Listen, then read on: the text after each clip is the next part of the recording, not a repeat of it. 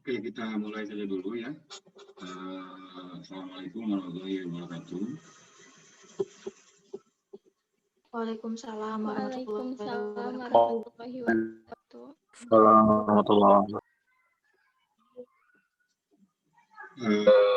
Kita akan membahas mengenai mata kuliah RME dan DDR ya. Jadi seperti yang telah saya sampaikan di pertemuan awal bahwa mata kuliah ini merupakan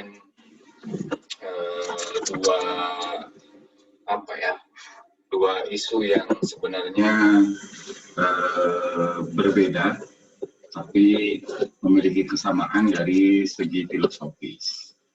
Nah, artinya bahwa RME ini lebih dikenal sebenarnya sebagai sebuah pendekatan, begitu ya, sebuah pendekatan dalam pembelajaran, tapi ada juga yang menyebut sebagai metode, begitu ya. Pendapat-pendapat mereka memang yang menyatakan pendekatan itu dengan rasionalisme masing-masing, begitupun dengan yang menyatakan RME sebagai pendekatan, sebagai metode. Nah, sementara DDR lebih pada desain sebuah penelitian. Nah, saya mengharapkan ada penelitian DDR lagi ya setelah pertama dilakukan dan satu-satunya oleh Dani. Ya, Dani itu kalau tidak salah angkatannya Bu Kiki, ya, angkatannya Bu Kiki. Jadi setelah Dani itu belum ada lagi penelitian tentang DDR.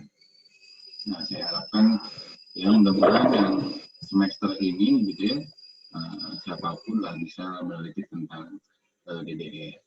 Nanti insya Allah pada saat pertemuan setelah UCS gitu ya, karena kita akan membahas DDR itu setelah UCS.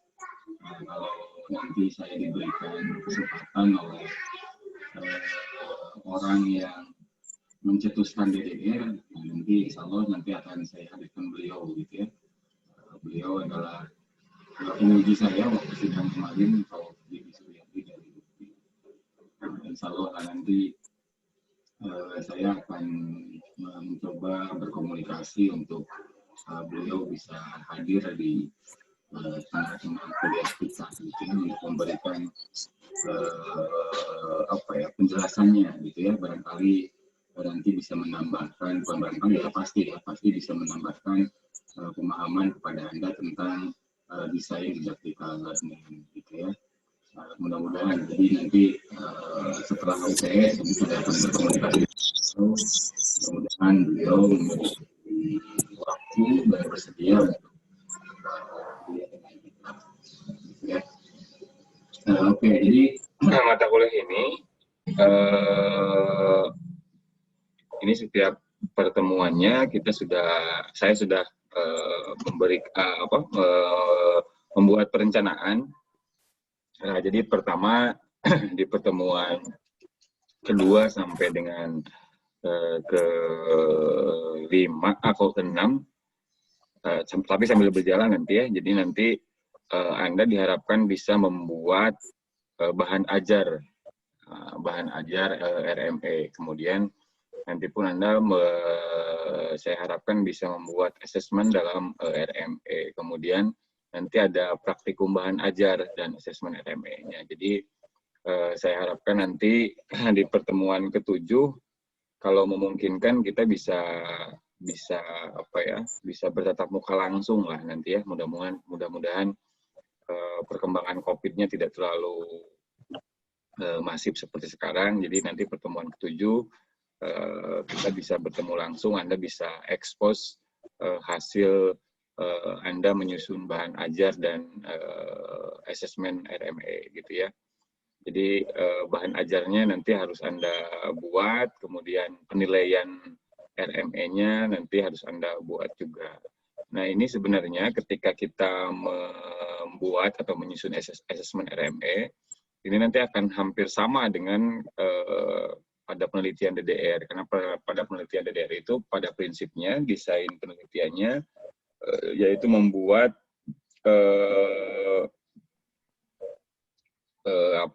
assessment dalam pembelajaran matematika, kemudian dari hasil assessment itu Anda mencoba atau peneliti mencoba mendeskripsikan kesulitan-kesulitan gitu ya, kesalahan-kesalahan atau hambatan-hambatan belajar, istilahnya learning obstacle siswa.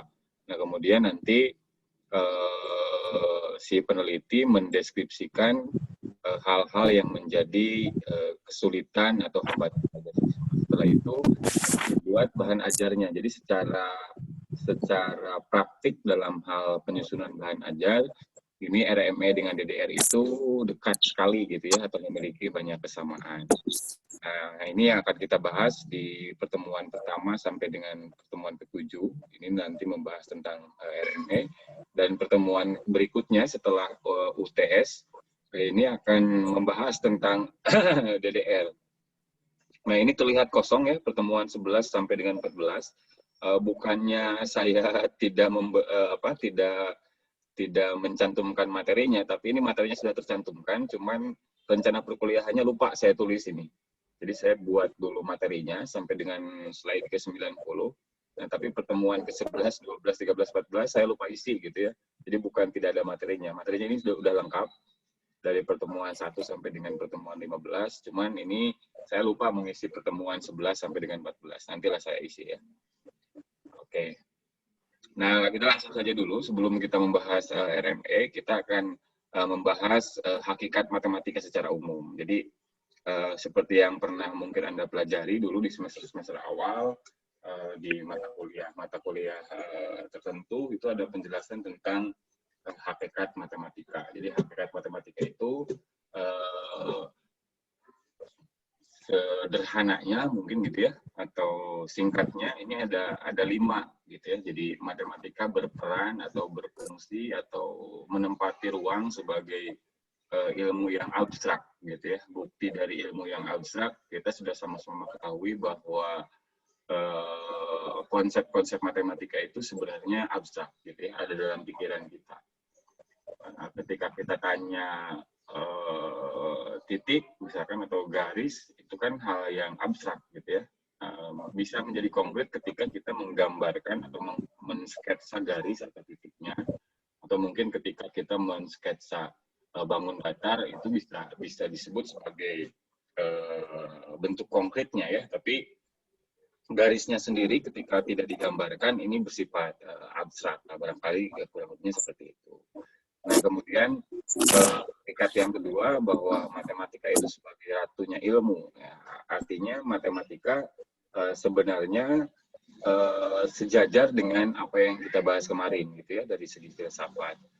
Nah, filsafat dan matematika itu dua pengetahuan gitu ya, dua pengetahuan yang menjadi dasar berpikir logis bagi para filosof pada masa lalu, termasuk sampai dengan sekarang gitu ya. Jadi kenapa disebut sebagai ratunya ilmu? Contoh sederhananya mungkin begini, semua ilmu pengetahuan itu memiliki dasar logik atau dasar logis dari matematika itu sendiri. Hampir semua ilmu pengetahuan begitu ya. Nah, ketika disebutkan sebagai ratunya ilmu, nah berarti matematika berposisi sebagai yang melayani ilmu-ilmu yang lain, begitu ya. Nah, itu sama dengan yang nomor 3. Jadi kelanjutannya sebagai ratu, gitu ya. Ratu itu berarti kan ada di semua pengetahuan. Kemudian yang terakhir baru dia hakikatnya melayani ilmu pengetahuan. Artinya hampir semua pengetahuan itu didasari oleh matematika. Minimalnya berpikir matematisnya muncul dalam setiap ilmu pengetahuan. Nah, yang keempat, hakikat matematika adalah sebagai ilmu strukturalistik, gitu ya. Artinya dia bersifat sistematis, ya, sistematis dari mulai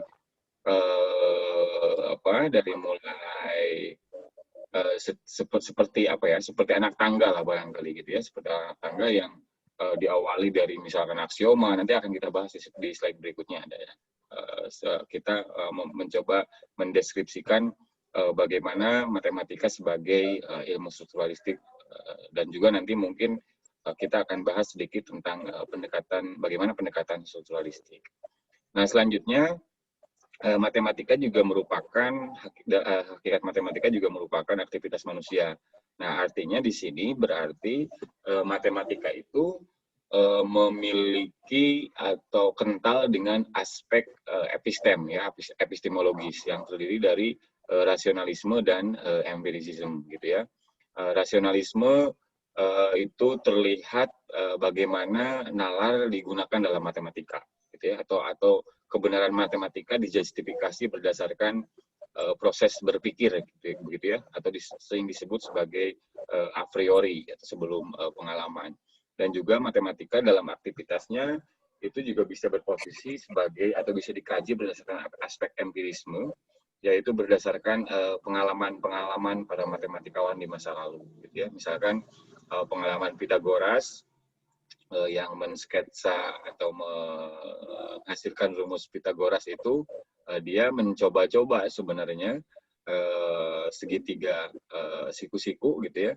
Ketika ini dihitung, kemudian dia memformulasikan rumus Pythagoras seperti yang kita kenal sekarang, gitu ya. Nah, jadi hakikat matematika sangat kental sekali dengan aktivitas manusia. Justru setelah matematika hadir juga matematika berposisi sebagai melayani, gitu ya, melayani kebutuhan manusia itu sendiri. Nah, slide berikutnya kita akan membahas ini sedikit definisi, gitu ya, sedikit definisi tentang matematika yang bisa kita jadikan sebagai dasar pijakan dalam memahami matematika realistik. Jadi definisi matematika di sini disebutkan sebagai oleh Millington, gitu ya. Mathematics is at one and the same time a phase of symbolic representation. Artinya bahwa matematika itu merupakan salah satu tempat yang sama, gitu ya, untuk mencerminkan sebuah simbolisasi, gitu ya, simbolisasi representasi dari representasi simbol dan ide, gitu ya. Representasi simbol dari sebuah ide dan berhubungan dengan extracted itu ide yang diekstraksi lah, ya. Jadi dari merupakan sebuah konstruksi, gitu ya, merupakan sebuah konstruksi dari konteks, gitu ya. Jadi konteks itu kan berhubungan dengan kehidupan sehari-hari, begitu ya, berhubungan dengan apa yang dilakukan oleh manusia, misalkan dengan kebudayaannya masing-masing. Nah, ini konteks ini bisa saja tidak relevan, gitu ya, dengan tujuan yang diharapkan. Nah, di sini kan disebutkan konteks considered irrelevant for the purpose in hand, gitu ya. Jadi ini tidak relevan untuk tujuan yang diinginkan. Nah, kemudian matematika juga bisa disebutkan sebagai instrumen yang efektif, gitu ya, untuk examination itu selain tes itu memeriksa, gitu ya, memeriksa logikal, jadi memeriksa hal-hal yang logis, gitu ya, dan kemudian itu berimplikasi, gitu ya, pada ide-ide mereka. Jadi artinya secara sederhana kita bisa mendeskripsikan ini sebagai matematika merupakan suatu bidang yang memiliki representasi yang sama, gitu ya, representasi simbolik yang sama dengan ide, kemudian dia berhubungan dengan, bentar ya, saya angkat dulu apa.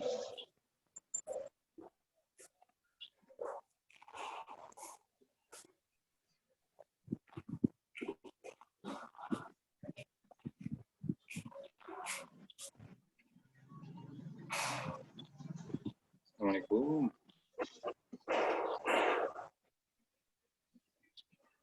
Ya, dari mana ya? Oh, sorry, saya lagi di kelas. Saya lagi ngajar di kelas, sorry ya. Sorry, nggak bisa, sorry. Saya lagi ngajar di kelas. Saya lagi kelas online ini.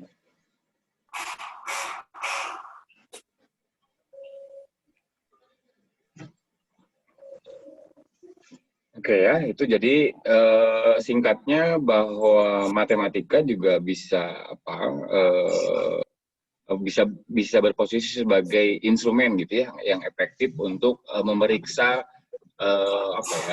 sesuatu yang logis gitu ya, sesuatu yang logis, dan itu berimplikasi menjadi sebuah ide-ide yang baru begitu. Nah, oke, kita lanjut. Ini yang tadi saya singgung di slide berikutnya tentang model matematika strukturalistik formal. Ya, jadi model matematika strukturalistik formal itu artinya bahwa matematika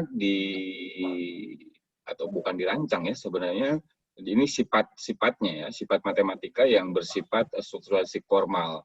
Nah, itu bisa berawal dari unsur yang tidak didefinisi, kemudian didefinisi, kemudian dia menjadi aksioma atau postulat. Misalkan unsur yang tidak didefinisi itu kan itu ya titik, garis gitu ya, itu kan tidak dapat didefinisikan gitu ya. Kemudian menjadi sebuah unsur yang didefinisikan, misalkan ketika titik dihubungkan dengan satu titik yang lain, dia bisa menjadi sebuah garis, dan kemudian garis dihubungkan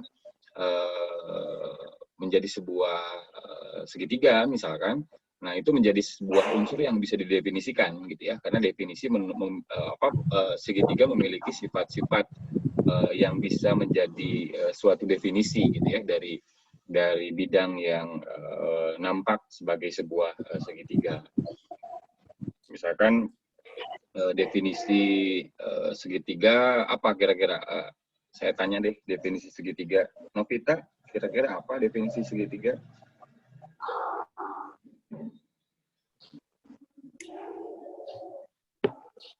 Sebuah bangun datar. Segitiga merupakan sebuah bangun datar yang memiliki sisi miring dan sudut 90 derajat. Apakah hanya 90 derajat? 90. 180. Maaf, Pak. 180. Kalau bicara siku-siku ya, salah satu sisinya 90 derajat. Tapi kalau segitiga yang lain, ya, itu tidak 90 derajat. Jadi jumlahnya berapa? 180 ya? Ya, 180, Pak.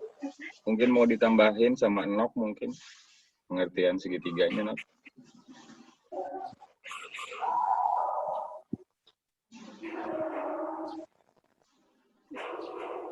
Bapak, mohon maaf suara di Nok kurang jelas, Pak. Kenapa? Kenapa, Nok? Mohon maaf suara di Noknya kurang jelas, Pak. Jadi penjelasan tadi tidak terdengar. Ya, tadi kita sedang bahas unsur yang dapat didefinisikan, ya, yang berawal dari unsur yang tidak didefinisikan. Jelas? Nah, jadi unsur yang tidak didefinisikan, misalkan titik gitu ya, atau garis misalkan. Nah, ketika unsur-unsur itu kemudian disketsa menjadi sebuah bangun datar gitu ya, kita sebut misalkan segitiga, maka unsur itu menjadi sebuah sebuah unsur yang dapat didefinisikan, kan gitu ya. Ya, pertanyaan saya, apa kira-kira menurut Nok definisi dari segitiga itu? Tadi kan sudah didefinisikan oleh Novita. Sekarang maksudnya saya minta tambahan dari Nok.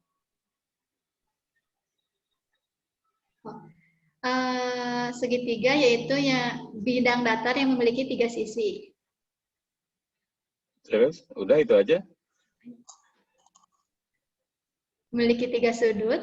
Ya. Udah, Pak. Oke.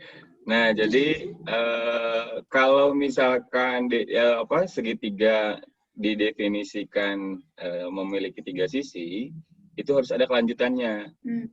Jadi memiliki 3 sudut, ya. Sebab itu merupakan sebuah kurva tertutup, ya, sebuah kurva tertutup, kan ya. Jadi bidangnya menjadi sebuah kurva tertutup, sehingga dia memiliki 3 sudut, juga harus disebutkan gitu ya. Nah, itu oke lah ya.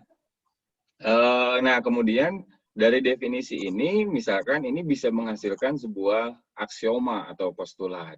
aksioma itu apa sih? An? Masih ingat An, aksioma itu apaan? Eh,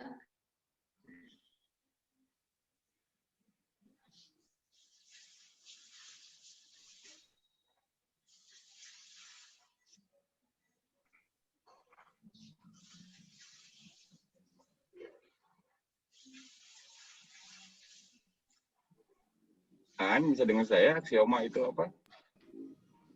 Pak, Apa? aksioma itu suatu pernyataan yang tidak diragukan lagi kebenarannya gitu. Gitu bukan sih? Aku Sebuah bisa nambahin nggak? pernyataan yang Oh iya, Mbak. Siap. kebenarannya itu Aksi- udah dibuktikan. Iya. Ya. Aksioma itu adalah sebuah pernyataan di mana pernyataan itu bisa kita terima sebagai suatu kebenaran dan bersifat umum serta tanpa perlu adanya pembuktian dari kita, Pak. Nah, itu. Jadi tanpa pembuktiannya harus dimasukin ya. Nah, sebab kalau misalkan tidak disebutkan tanpa pembuktian, bisa jadi pernyataannya diterima dan harus dibuktikan, gitu ya. Jadi aksioma itu yang sudah diterima dan tidak perlu dibuktikan dan orang yakin dengan kebenarannya, gitu ya. Misalkan apa aksioma itu contohnya, Neng?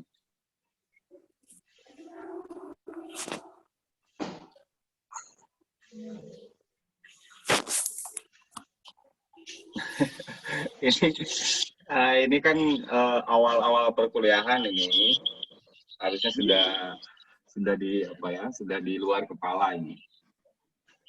Ya nggak apa-apa, lupa mungkin. Contoh aksioma ada yang tahu? Neng gimana, Neng? Kayak garis adalah himpunan titik-titik yang memuat paling sedikit 2 titik. Nah, itu boleh.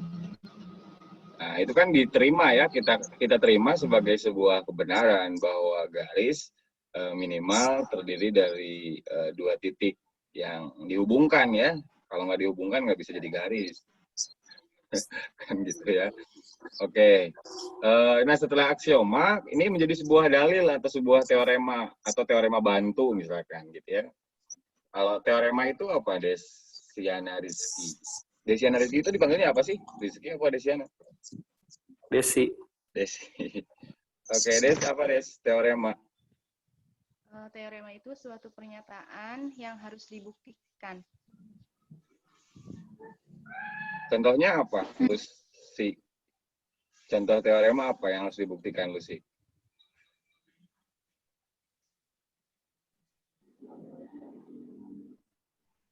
Lucy.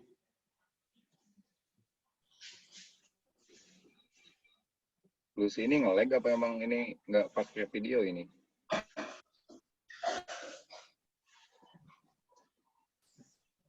Atau ke Indri deh. Indri, teorema apa? Salah satu contoh teorema, Indri.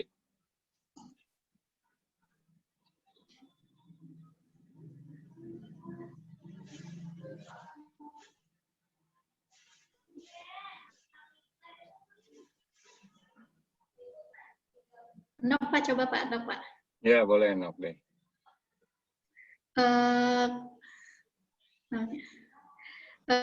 Dua garis yang tidak sejajar, maka akan terbentuk satu buah titik ataupun satu titik. Mungkin ini Pak contohnya, 2 garis yang berpotongan hanya memiliki tepat 1 titik. Itu teorema apa, Des?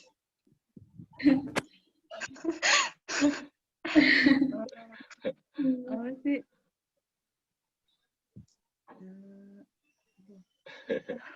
Ya, oke lah. Jadi intinya teorema itu harus dibuktikan ya. Jadi kalau tadi 2 garis berpotongan itu dibuktikan dulu seperti apa buktinya. Gitu ya. Beda dengan aksioma atau postulat. Jadi aksioma dan postulat itu tidak perlu dibuktikan, gitu ya.